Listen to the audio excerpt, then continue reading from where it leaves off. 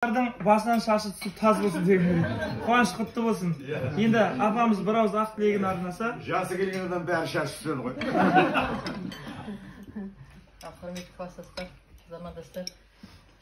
Мәкен кластастан кейін мен көп сөйлей алмаймын. Ұнжық болып қаламын.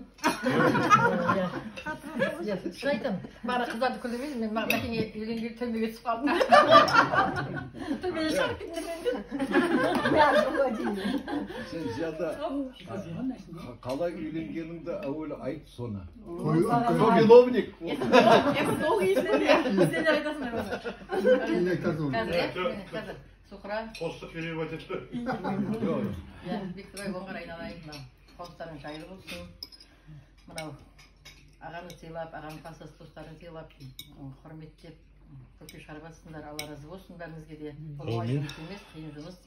Дастарға осындай дастархан жасап, нету. Алла разы болсын, көп айтпай ақ қой енді. Мұғалім болғанмен көп сөйлей алмай, сендер мұғалім ғой енді. Алла разы болсын. Осында 55-60 жылда кездесе берейік. Әумин. Ендігі қалғандардың бәрі соклассиктер ғой, енді тұрмайын.